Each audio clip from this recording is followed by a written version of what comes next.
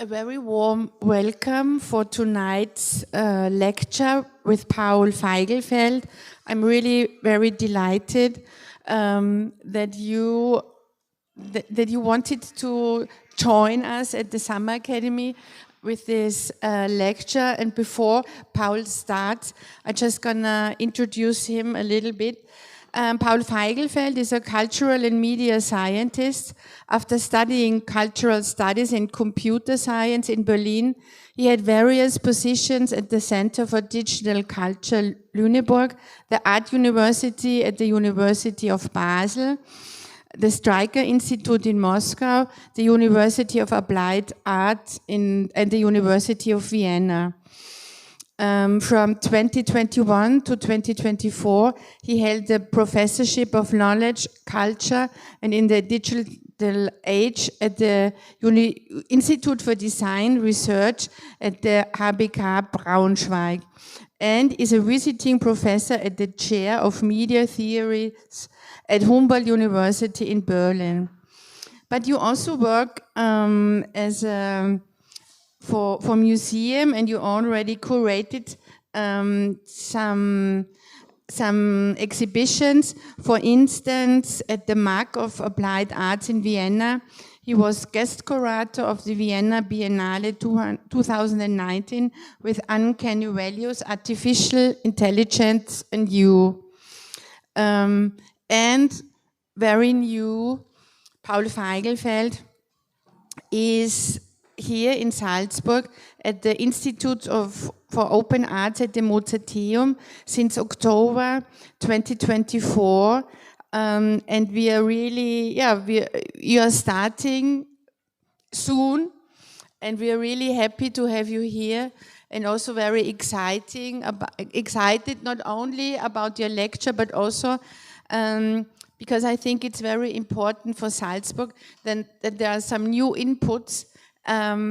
And I can remember when you first visited me at the Drakel House, it was really nice to meet a person who is so interested in the other side and was asking what we are doing at the Drakel House and also with the Summer Academy. So I'm really curious about you're gonna tell us, and thank you again. Thank you for having me.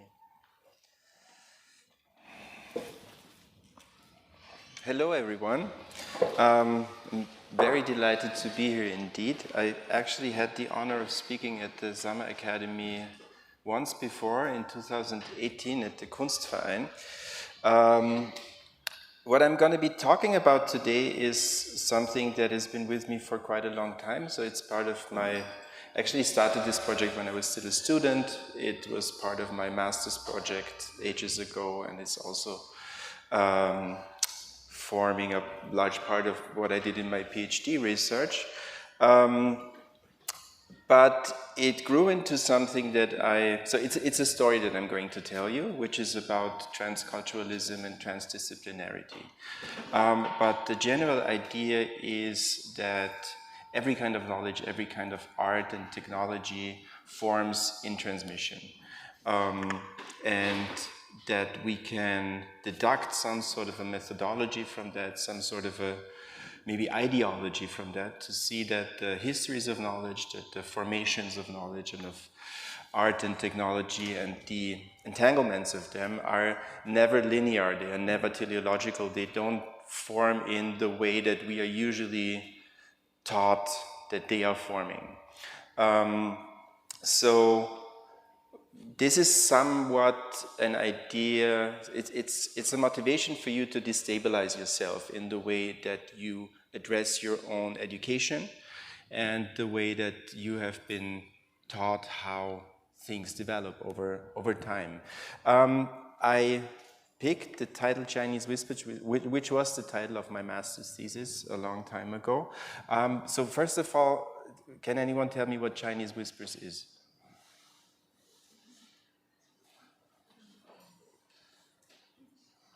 You know. So it's the name of a game. In German it's called Stille Post. So the game, there are lots of different names for it. It's also called Russian telephone. I think Telephone Arabique or something like that. So every culture has somewhat of a sort of post-colonial racist connotation of it also. It's basically about how things transform and mutate through transmission. So Chinese whispers works in terms of that you would say something like a secret message whispered into his ear. You would then continue in doing so, and over the course of time, it would transform into something entirely different, which I think is a beautiful model to think about how history behaves. In my case, I actually really want to talk about China. So it is a story about how our current technological situation, how technologies like artificial intelligence and understandings of the interplay between language, writing, technological systems, and generative systems, and the way that technologies can actually shape thoughts, not just process something, comes into play. And this is a story that, as far as we are generally taught to believe, is a very Western one. So we have a couple of Western guys who came and did some great stuff in mathematics, and then someone invented a computer in the United States, and shortly thereafter we had artificial intelligence, and that's basically it. And that's the mess we're in right now. But the story actually originated to a large part through and in China.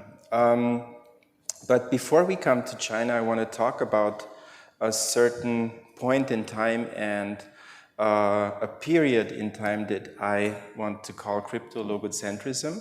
So you've probably heard of logocentrism, which is the idea of a dispositive that language shapes everything and logic shapes everything. But what could that be, crypto-logocentrism? It has nothing to do with Bitcoin.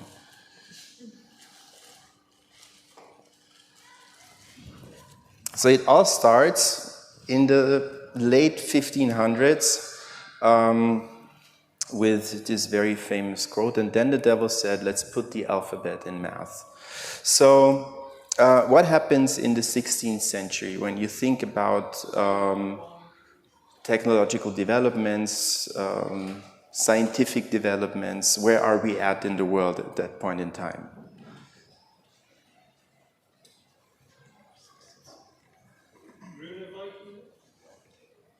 I think it's just ordering beer. So 16th century, it's Renaissance times. We know something about the universe, but it's still sort of, Earth is the center of the universe.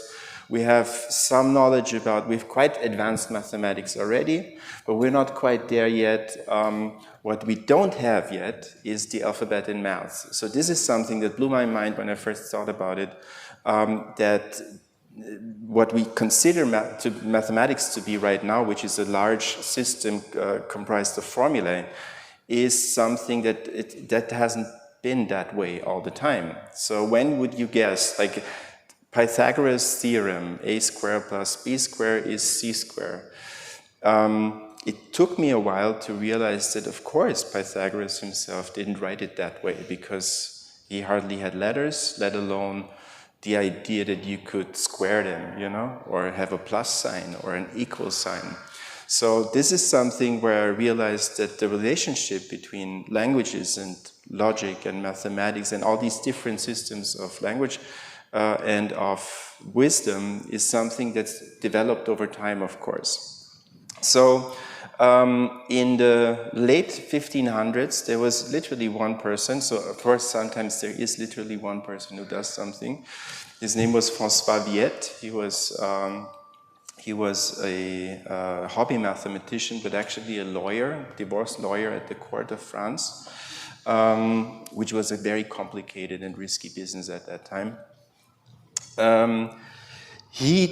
And this is the book this is the reason why you had to do algebra in school. So this is the very first mathematical formula, or the sort of pre-formulation of it, where you can see letters being substituted for mathematical terms. And this is something that can't be overstated enough that this is the beginning of the idea of, you could say, information or data.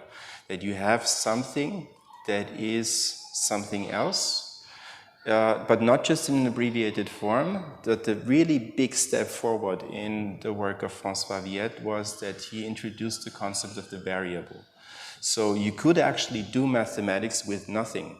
You could form complete mathematical systems and do calculations without knowing what you were actually doing, and in that you could generalize. So before that, mathematics was largely a collection of specific calculations for a specific purpose. Starting with François Viette, around the turn of the 16th to 17th century, mathematics becomes something that can be generalized, and this sets in motion what we have come to call the scientific revolution, which is this explosion of mathematical, astronomical, physical knowledge that happens in the 17th century with Leibniz, Descartes, Newton, Galilei, you name it. This is only possible because the idea of what you can do with writing systems changes completely. Suddenly, you cannot only use letters to write words, but you can actually calculate with them. This completely changes the way that we think about the world. For example, before that, mathematics was largely, like European mathematics as a concept, was Euclidean. So it was based on the elements of Euclid, which is a geometric work. It's all about forms, and it's all about aesthetics, if you will, or about art, you could say. So everything is comprised of certain forms, everything is sort of reducible to certain forms. Along comes Descartes, using this kind of knowledge, and says basically it's much more precise, because our mind can never be precise as the ideal triangle, for example. You know, we can imagine it somehow, but we can't actually construct it with the precision that it requires. But we can do so if we formulate it in the form of a formula. So this is something where perception gets completely separated from the way that that we produce reality, you could say. So this happens in Europe. So the alphabet somehow becomes the most powerful tool that you have, hence cryptologocentrism, because also you've maybe heard about the famous quote, the universe is written in the language of mathematics. I think it was Galilei, or maybe it's entirely imagined, but it was definitely the way that you could say the scientific world was thinking about reality and about the universe. It is something that can be decoded. And now we finally have the linguistic understanding and the sort of universal dispositive of decoding the universe. Basically, it's just a question of time. We have the tools and we can do everything with the alphabet. The alphabet has become the ultimate tool, and it is the ultimate tool because it can be formulated in finite terms. I have a certain amount of letters, not one more, not one less. I can formulate other symbols. I highly recommend, by the way, there's a beautiful book called The History of Mathematical Notations by Florian Cajori, which is eye-opening. If you can just skip it through and see like where certain mathematical symbols come from, because you would never, like, no one ever thought about it, I didn't. And it's quite eye-opening to see how young they are, you know, and how, like, what purpose they serve, for example. So pretty much in Europe, the idea is we're done.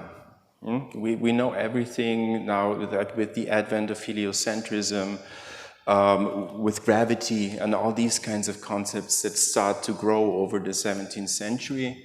The idea that is prevalent until today, that we have dominance over reality, that we can, you know, we've managed to put it into manageable terms. We could break it down into symbols, we could manipulate it and create new realities from it.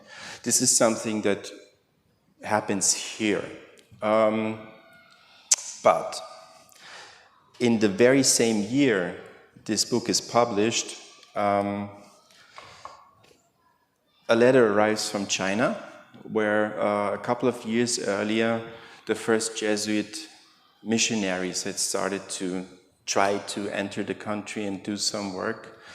And it reports of a language system, like it reports of a culture that is at least as far developed as Europe. So like late Ming Dynasty, highly scientific, highly bureaucratic, highly like civically organized society. Very hermetic, they don't like to let foreigners in the country.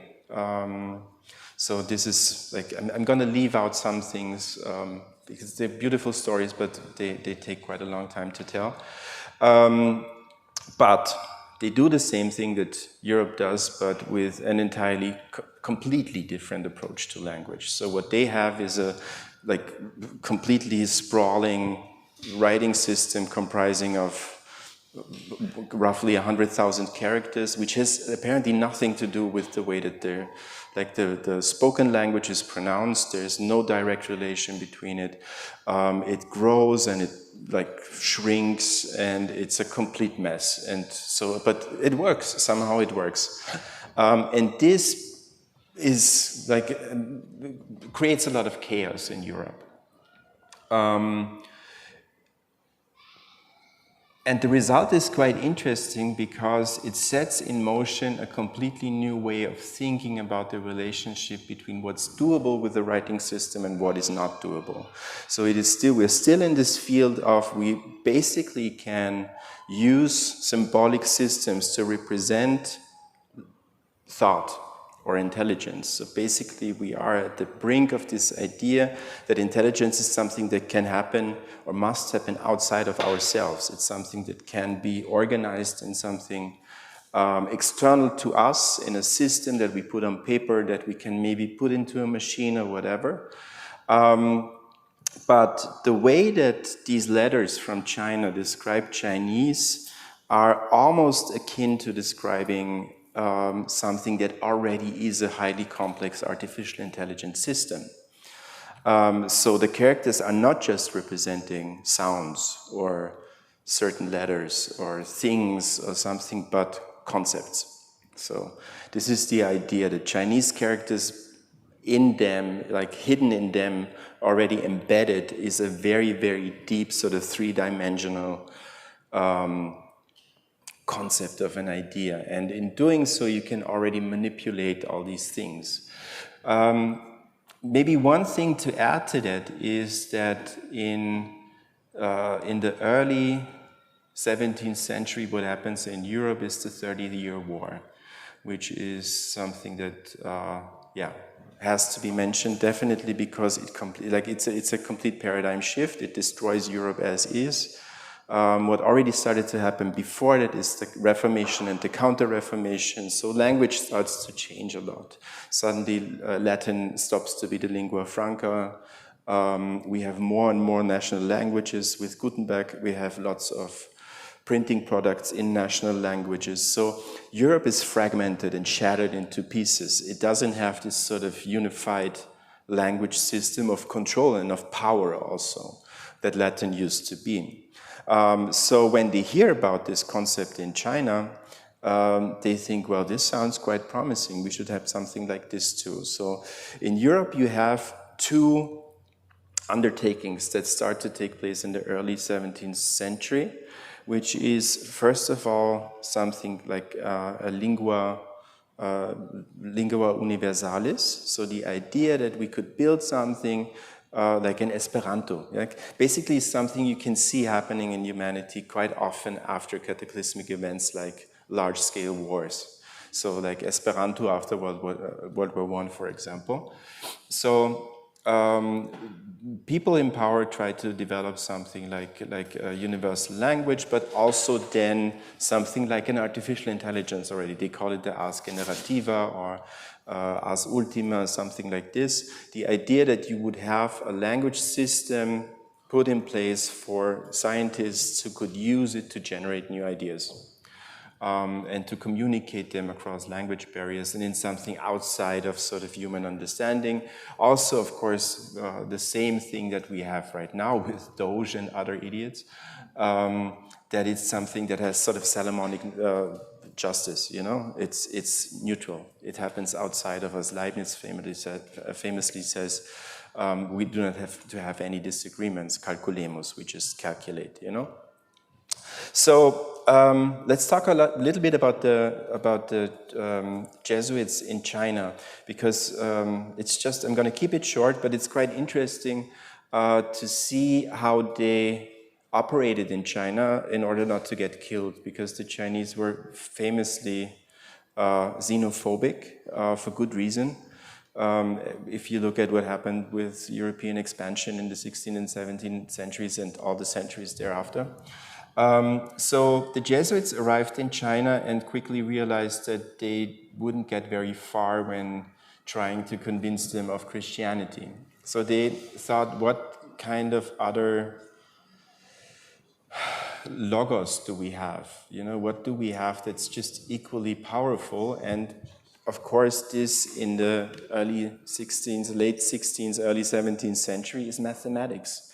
This is something that really becomes very powerful at that time. So instead of translating the Bible in 1607, they published this book. It's the Jia Yuan Ben, which is Euclid's Elements. So the idea that you have a book that helps you structure reality and the world according to a very, very architectural model that you can put into place, which is really sort of, it's not just a book about mathematics, it's a book about structuring thought. So it's a book about how you prove a thought and how you build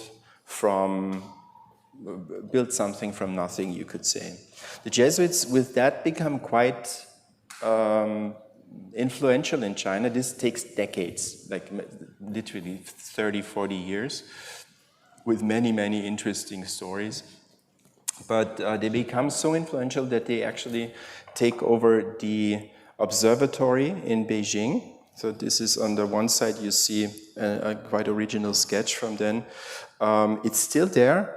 If you ever go to Beijing, I encourage you to go visit it. It's quite the sight right now, because you can see in the 17th century it was probably quite the high-tech thing standing there in the middle of nothing else. And now it is a very small thing between lots of sort of, you know, three-story city highways. And this is quite an old picture already. But yeah, and they become quite influential. And what gets set in motion at that time, because they style themselves not so much as religious missionaries, but as scientists from the West, is a very interesting transdisciplinary, transcultural exchange. This is about learning languages, it's about understanding cultures, and it's about translating different concepts of knowledge into each other. So what interested me when I first started to get into this story was not so much the, you know, great hero story of Western science coming to reform China, but of course, if you look at the story, you realize they also translated something back, and something came back to the West. And this two-way transmission is something that I think we should always have an eye on. This is something that I find extremely important, that if you look at transmissions of knowledge, if you look at whatever kind of channel you have, you always have to keep in mind that the communication works both ways. It might be noisy, it might be not completely equal on both sides, but there is a large influence. And in this case, the large influence that happened was definitely that Europe, in this panic about not having a universal language, was very keen on understanding Chinese for two reasons. The one reason was for, of course, understanding, like maybe creating something similar, maybe having something that could be used as a universal tool for communication across Europe, across different languages, a writing system separate from spoken language maybe. The other one, of course, was for trade. Yeah? So China has just started to open up after centuries of being completely closed off from the rest of the world, and promised a lot of riches, of course. So what happened, and this was really something like the Longitude Prize, or maybe one of the big mathematics or computer science prizes of the 20th and 21st century, was that there was a scientific prize money offered for the so-called clavis sinica, the Chinese key. So the idea that, we remember cryptologocentrism, that if you could break it down, there has to be, somehow the European mind went, there has to be a very simple explanation for how Chinese works. We just have to figure it out. But I'm sure it's there. We can break it down into smaller portions and smaller portions. And once we have that, we can communicate with them. Because what happens back then already is the Chinese are very, very good and proficient in adapting Western knowledge into their knowledge systems. They're very happy to take Euclid, and it's great stuff. You can use it, you can build on it, and they do so. Like, this is a really productive time for the Jesuits. They translate and translate and translate, and in order to stay on top of things, the Jesuits actually also have to do something which is in conflict with dogma. So what you find in China at a time where in Europe you were still being persecuted for it is something like Galilei, is something like Kepler. That is already being translated, you know, sort of under the radar. But the good thing is back then letters still take like 5 to 10 years to go back and forth. So the risk is relatively small. But yeah, so they still try somehow also to, I'm going to skip this, try to subvert the Chinese system with different systems of knowledge. This is the, after trying to subvert the Chinese with geometry, they also tried with logic, which failed a lot. But interestingly enough, what happened back then is that Europe got convinced that so this was the idea to basically, you know that China has this very intricate system of civil servants still in place today. So you have to take a very, very complicated exam to become a civil servant. And this is it's a system that's been in place for many centuries. And the idea was to go in there and replace it with Aristotelian logic. Which failed famously because the translation was quite bad apparently, but it created the cliche that it failed only because the Chinese, with their wishy-washy language, which doesn't really have a grammar that we can understand with our mindset of grammar, they just can't do logic. That was the idea. And this is something, like this is a misconception that has been held up until today, pretty much. Because you have a completely different way of approaching what grammar is, what tense is, what causes are, that in doing so you couldn't do that. These are some quotes. But starting in the 1960s, for example, Janusz Chmielewski, a Polish sinologist, people started to prove this misconception wrong. And discovered to close eye. But you can see this took 3 centuries. You know, it took a long time.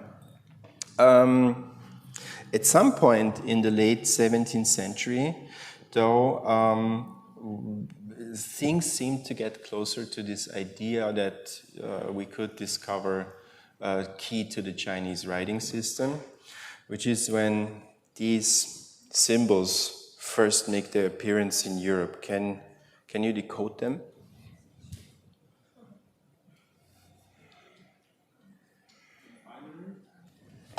That was fast. Yes, so as you can see, they follow a binary sequence. So the broken lines are zeros and the continuous lines are ones. And these appear for the first time in a publication by Gottfried Wilhelm Leibniz, the father of the binary number system, in 1703, the Explication de l'arithmétique binaire. The story to this is, although quite much more interesting than just this publication, because Leibniz was the first network thinker, you could say. So in the 17th century, what also develops very rapidly is the postal system. So you have a lot of global expansion, starting in the 15th, 16th century with the Portuguese maritime expansion, then with the Jesuits, of course, but you have a very, very rapidly evolving system of exchange, and Leibniz famously was, you could say, the first one who actually made use of this. He had a mailing list with approximately 1,100 subscribers, you could say. And instead of sitting somewhere in his like little scientist tower and writing books, he would sketch out ideas and then write hundreds of letters and sort of, send them out into his network and then see what came back. Which, of course, is mirrored in the way that Leibniz famously thinks about networks also. So there's a quite interesting media philosophy there. So Leibniz came up with binary numbers already in the 1670s, 80s.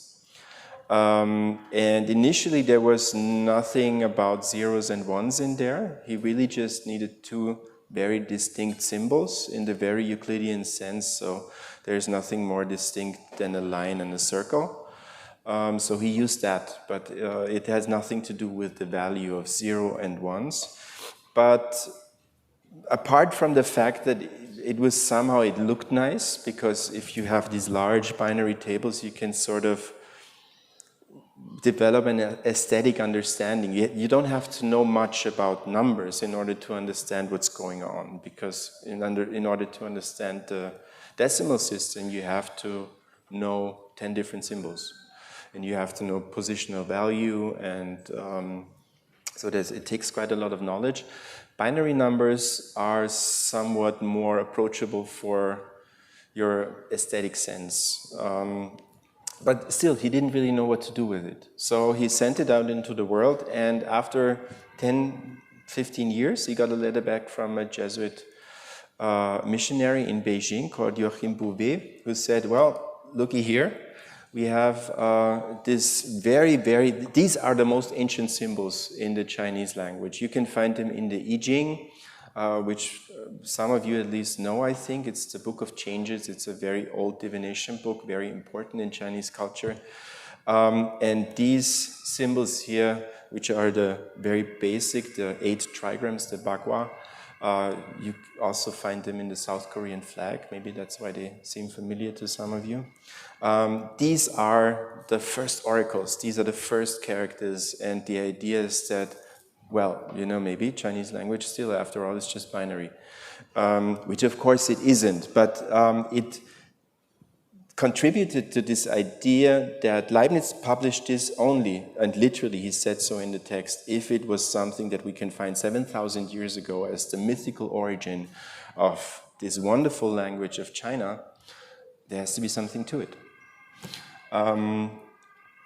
And just as an additional information to you, the whole idea of zeros and ones, which dominates our culture so much today, is something that in German we call Antragsprosa. So this book is addressed to someone to give him money for further research. And in that he famously said that this is a very beautiful image of God's creation, because we can show that one has made something from nothing. Bullshit, of course. But you can see these stories, they get transported forth through history, and we think that this is something to do with it. But if you go back and you see that sometimes it's really just about having a practical symbol, and the rest is just a narrative that you put on top of it, which then contributes to ideology in a way that it shapes our whole culture, down to that we now have to fight for, maybe being allowed to be non-binary. You can see, this has to be deconstructed, and stories like this, I hope, can contribute to that. The story of the Jesuits and of this transmission between Europe and the West, which over the 17th century is incredibly influential. So a lot of really important things happen. Leibniz then, of course, also contributes a great deal to this idea. So what can be done with symbolic systems and thinking? Leibniz can be considered the father of artificial intelligence, because he is the father of symbolic logic also, and it's the way that he thought. He never tried to decode the Chinese language. He learned it a little bit, But he also just realized that what we can do, what we can deduct from it is how much can we express in language. Is it possible to express every thought in language? Is it possible to develop a formula for everything? This goes, we can find it again in Gödel in the 20th century, but I'm going to spare you that. But around 1700, things start to get a little bit complicated, and the Vatican realizes that, well, what are those guys doing over there in China? They've been there for 100 years, but we don't really see that many Christians coming out of there. So he writes a letter to, like the Pope, literally the Pope writes a letter to the Emperor of China saying, well, we hereby forbid you to worship your ancestors, otherwise, you know, you're damned or something like this. To which the Kangxi Emperor, a very progressive early Qing dynasty emperor who was very much in favor of this sort of scientific cultural exchange going on between China and Europe, issues the Hongpiao, the Red Manifest, pretty much saying, well, fuck off. And efficiently ends every kind of contact with the West from one day to the other. It can be said in all this clarity. This is like within a year, every Westerner is out of the country. And I think this is, to me, it's a mind-blowing story to think about what would have happened if Christianity hadn't intervened in that way. Because this is a time, keep in mind, that in Europe, the Royal Academy, the Académie Française, the Berlin-Brandenburgische Akademie der Wissenschaften, St. Petersburg, all these academy systems start to develop. The modern university is born. And there were plans in motion to have one of these nodes of this network in Beijing. So we would look at an entirely different world, entirely different power structures, an entirely different sort of ecosystem of knowledge if this idiocy hadn't happened.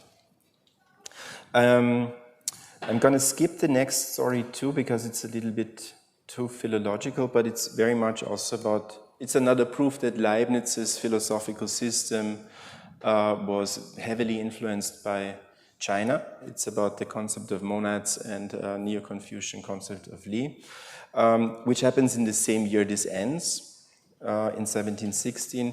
Also in 1716, what happens is, is the first publication of the first systematic dictionary of the Chinese language, the Kangxi, the Emperor Xidian. So this is the system of order that is still in use today to lexicographically order the Chinese language according to 216 radicals. Complicated a little bit, but you see, I'm just trying to illustrate how incredibly productive and constructive and creative the 17th century and this exchange between China and the West was, because it also prompted a lot of development, very positive development in China. For example, being for the first time able to have a concise way of managing their own language, which is still in use today. Nothing much happens over the next 2 centuries. Of course, I'm going to spare you the Opium Wars and the Boxer Rebellion and all this. Just a quick excursion into something that I was unaware of until quite recently. Another thing that happened in China, which was prompted by the first Christian missionaries in the 19th century who were allowed to re-enter the country, which influenced one Chinese civil servant so much that he had a psychotic episode and came to the conviction that he was the brother of Jesus Christ, and he had to wage a holy war in China, the so-called Taiping Rebellion, largely unnoticed. Has anyone heard of the Taiping Rebellion before? See, 20 million dead in the 19th century, so that's something. But I'm going to jump forward and slowly come towards the end, because I've been talking for almost an hour already, to the 20th century, because the exchange between China and the West goes on, and it has another episode of a very significant influence on our technoculture today, which also is a completely untold story. which starts with this wonderful person called Zhao Yuanren, who was a linguist, translator, interpreter in the early 20th century in Beijing. He was the interpreter for Bertrand Russell and Albert Einstein when they started to travel to China. And was also someone who was very involved in the language reform in China. So you have to take into consideration that so this is the end of the Qing dynasty, it's the end of the dynastic system in 1912 in China, something that has been going on for millennia ended.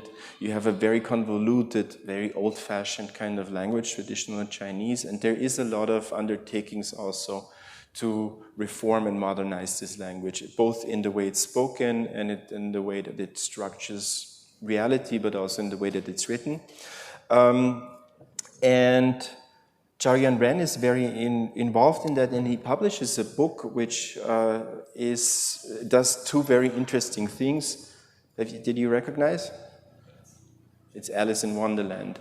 So Alice in Wonderland, as you know, was written by Lewis Carroll, aka Charles Dodgson, who was by profession, by day, a mathematician and logician. So this is why the book is full of logical riddles and concrete poetry and things that, so it's a book famous for being very hard to translate, because if you want to keep up the poetry and sort of the logical intricacies of it,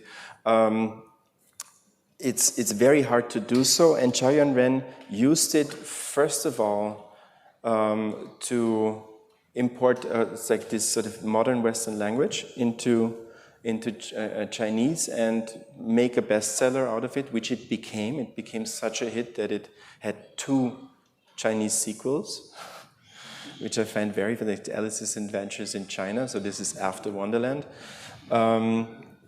But also disproved what we have heard before, namely that the Chinese are somehow unable of doing logic, you know?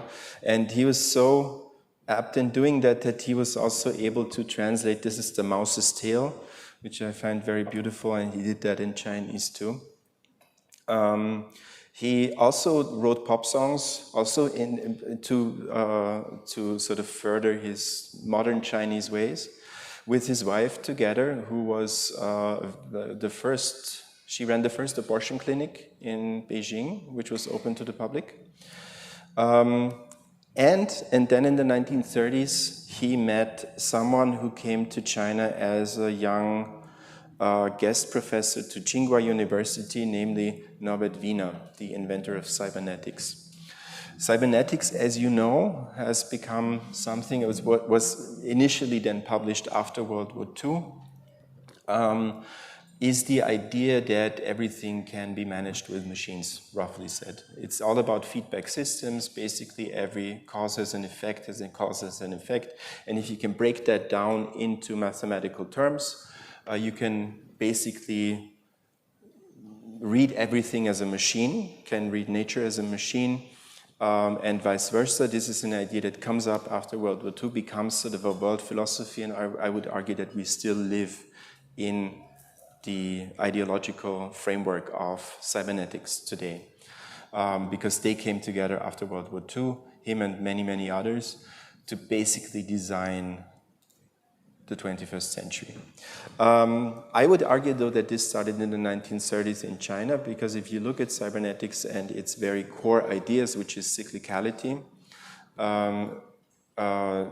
feedback, and something that sort of is very process-oriented and depends on all different factors, natural and technological, you don't have to look very far to find all of this in Taoism, for example, and Neo-Confucianism.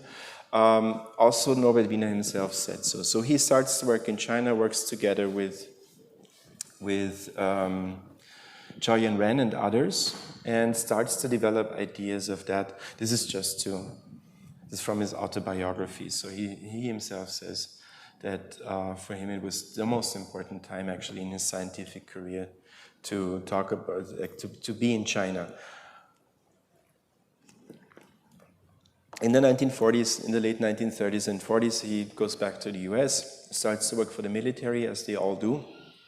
develops the so-called anti-aircraft predictor, which is the first cybernetic machine, which was used to shoot down German fighters, and was, yeah, it was, you had a camera that would film the airplane, then it would feed it back into a computer, and so you could sort of, you could look into the future. That's the idea of cybernetics, is that by doing this kind of calculations, you can effectively look into the future and make choices that then, for example, there's a lot of, you can see it many different ways, but I would argue that just in the same way that Leibniz said we can calculate every possible outcome and we don't have to have any conflict, political or warlike, against the backdrop of Hiroshima and Nagasaki, and something that, like, he wasn't directly involved in the Manhattan Project, but he comes from that sort of set of people. This was a main motivation after World War II, to develop a system that could sort of preempt any risk. Of course, quite naive idea. This is Yuqing Li, his main engineer. So with him, he works a great deal on everything, but also centrally core, like the development of cybernetics after World War II. Just some more quotes.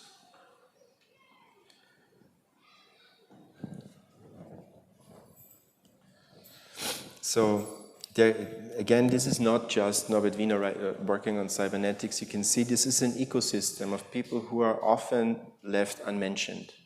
I think it's quite significant that Yuqing Li, his core friend and engineer, is one of the 4 people thanked in the acknowledgements of the book Cybernetics, hence nobody has ever heard of him. This is just something I really like. I'm going to read it to you.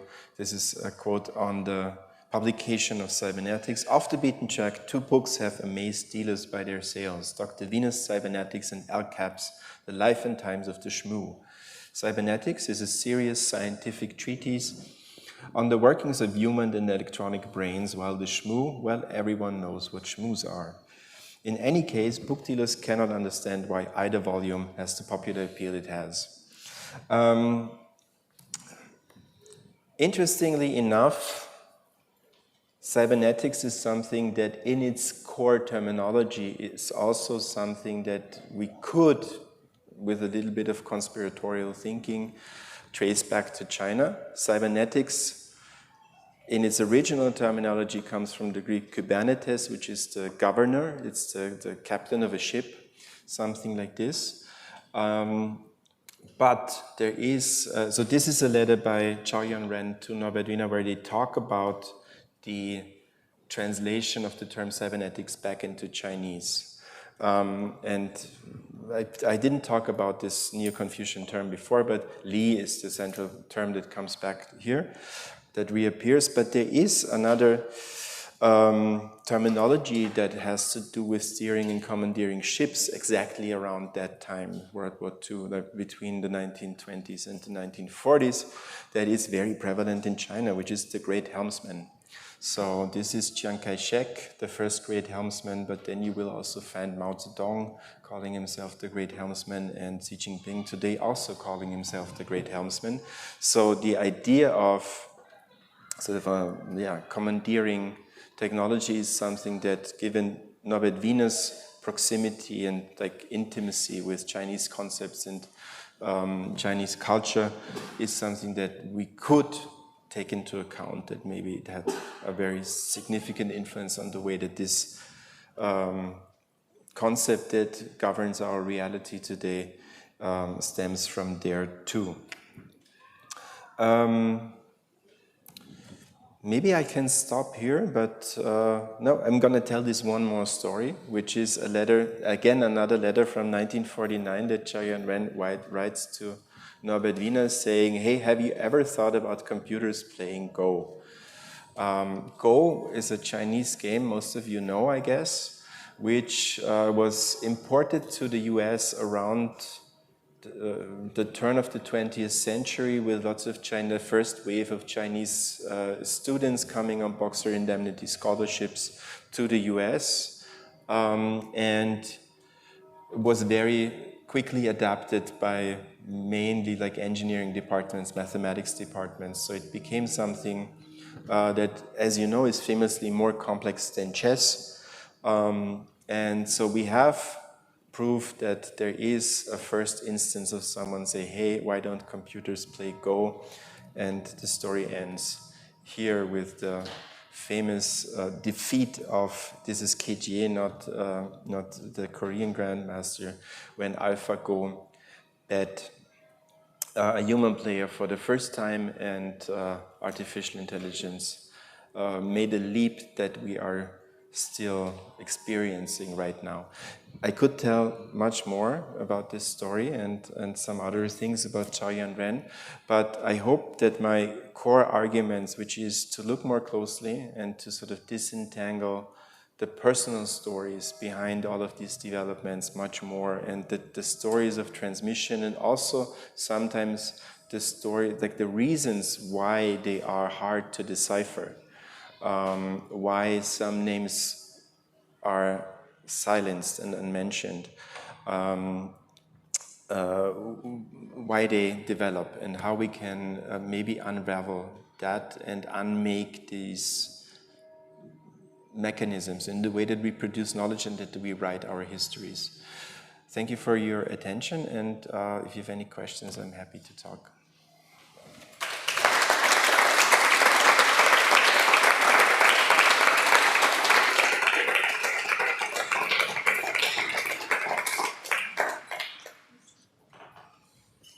So are there any questions right now?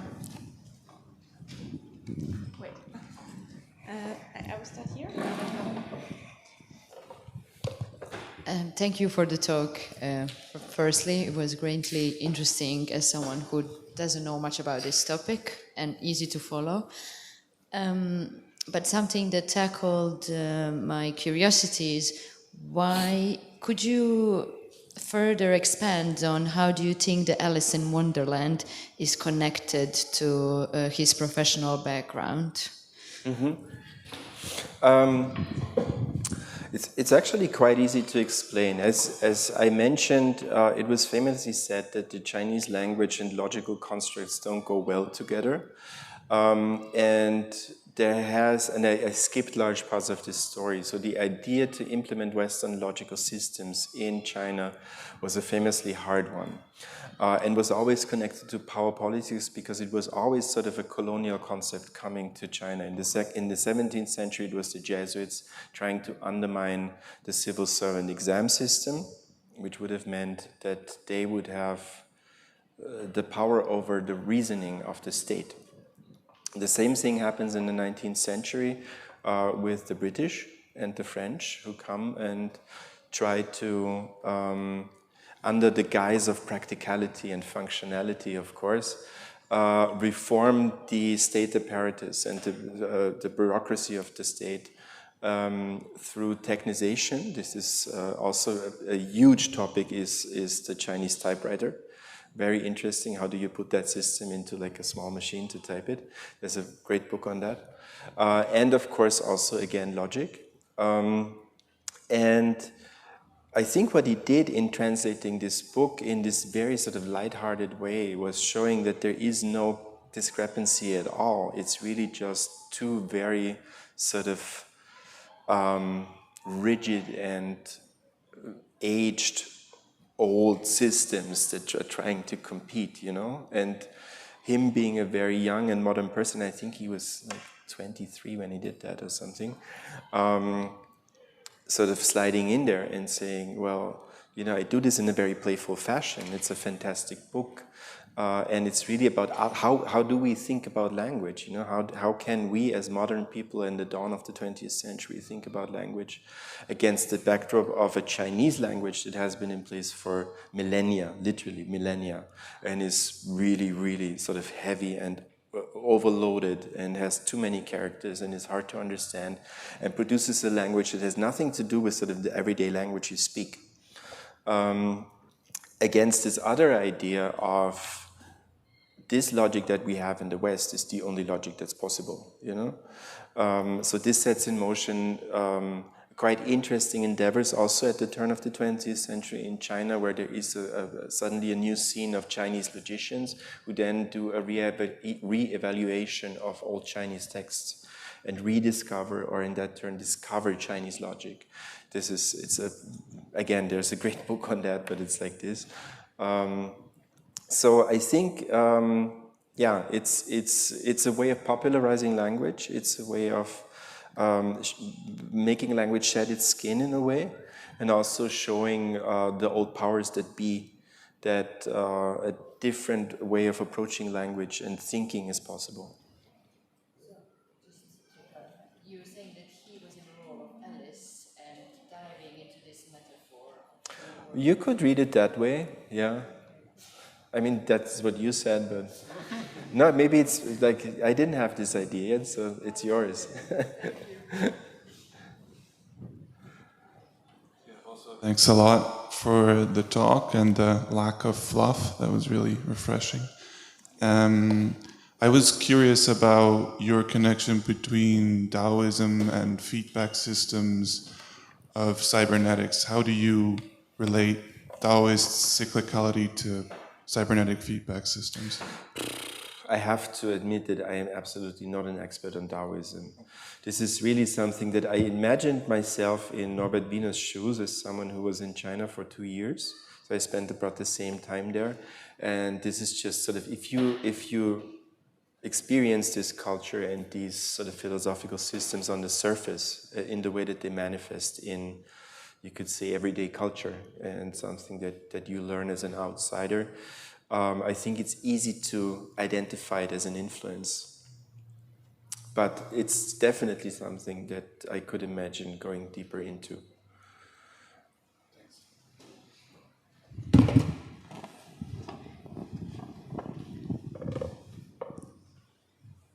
Are there any more questions?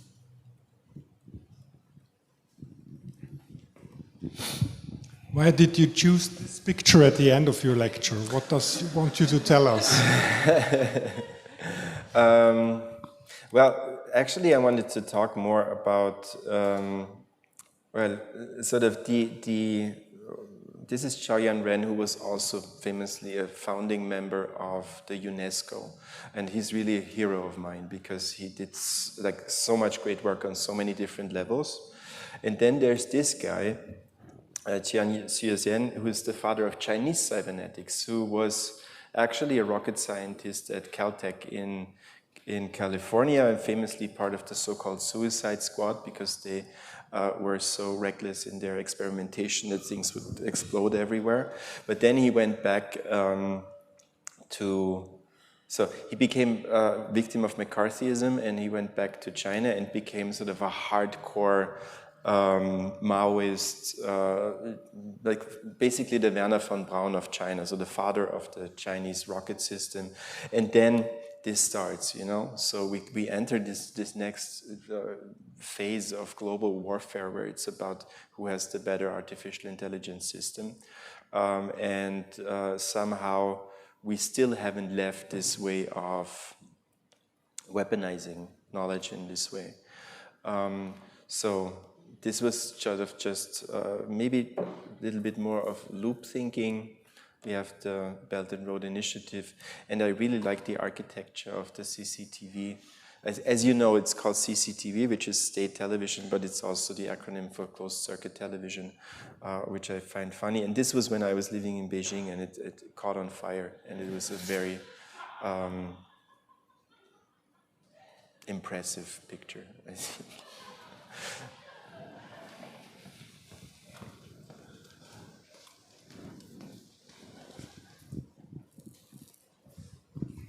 Hello, thank you for your talk. I was wondering,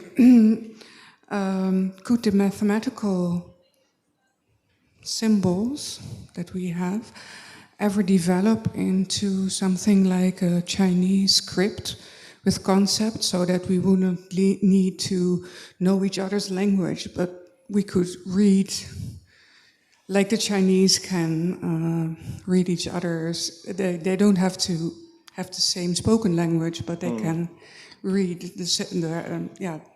Well, I You mean, know what I mean? I, Sorry. I guess so. I'm not sure. Well, I think that's actually quite funny, because while all these mathematicians and scientists in the 17th century work very hard trying to decipher the Chinese language, but also work very hard on creating artificial languages, it's really interesting, because you can see so many failures and so many really bad ideas on how a universal language could work. At the same time, what happens in the 17th century is mathematics becomes exactly this universal language. So while it's not very apt for, oral communication or everyday communication, it has since then become the global system of knowledge representation and generation of knowledge, and is a truly globally accepted system. Of course, there is, and this is also something that I encourage you to look at if you're interested somehow in that, there is a lot of culturally specific mathematics to be found in history, but also still going on today. So there is Chinese mathematics that uses a different kind of writing, that uses a different kind of approach to mathematics. This was also the case in the 17th century. So while we had the Euclidean paradigm going on, where we had to sort of have a problem, then we do a definition, we do a theorem, and then we try to prove it, and then it's proven, and that's it. The Chinese were not so much concerned with proving stuff. They had a practical problem. You could argue this is maybe because they had a humongous agricultural system going on, and they needed practical mathematics. But you find algorithmic systems in Chinese mathematical history before that. But if you look at global mathematics, it's quite interesting actually to look at that, to see how things develop there and why. It's a good question to ask why Western mathematics, if we might call it that, has become the dominant form. That's why I'm saying that. That's exactly why I'm saying that, because Western mathematics has been the one system that has been so good in devouring other systems of knowledge. The word algebra alone, or the word algorithm, come from Persia and from Iraq. You have Indian number systems, all of this. So this is also, while we often tend to think that mathematics is something that is sort of happens outside of ideological thinking or history or something like this. It's not. It's probably the most hegemonic system of all that you can find. So, and it's quite interesting to look at that and how knowledge is being represented in mathematics, and how especially the West has been able to either brand ideas for themselves, hence Pythagoras. You will find the same mathematical insight in many different other cultures at the same time. But the West has managed to brand it for themselves and has managed to, eat up everything that comes, transform it into something very productive, and then export it as their own again. Thank you for pointing that out, but that's what I was aiming at, that exactly. Yeah, like speaking of representation, we all might know that there are a lot of figures in cybernetics that were omitted by history of a science, and I don't know, one of examples can be Katerina Yushchenko and Kievan Institute for Cybernetics, who developed first advanced algorithmic language in 60s, I believe. I wanted to ask you if on any stage of the development there were any women involved, like any female scientists? I mean, cybernetics is often regarded as the least sexist of these groups in post-war Western science, because they actually had female contributors, mostly from the field of psychiatry and behavioral science, like Margaret Mead, for example. But as you say, there are many people that have to be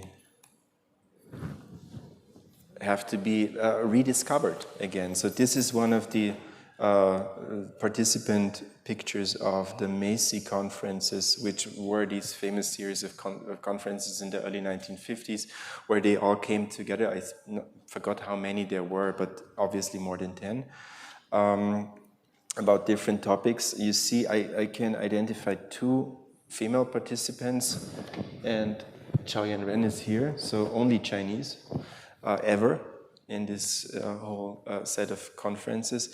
But yes, I think this is what I'm trying to say. So this is your job also. It's all our job is to try to look a little bit more closely and reread those histories, especially the recent ones, because we often think that we are already sort of off the hook, you know, somehow. However you might call it, the job of decolonizing knowledge is never done. You will have to reread and reread and reread again and again and again, and you will eventually never arrive at a concrete truth, but that's what it's about, because there is no such thing. So history is a very relative thing, but by rereading and reinterpreting and reassembling all of these things, I think we can gain a more three-dimensional and relative understanding of how the world might, you know, develop and work.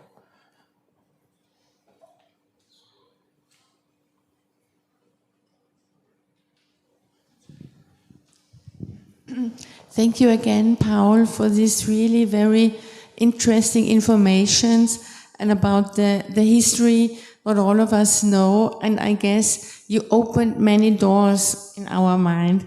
So thank you really very much. Thank you for listening, and I'm gonna stay for a drink if you want to talk. I'm here for a bit.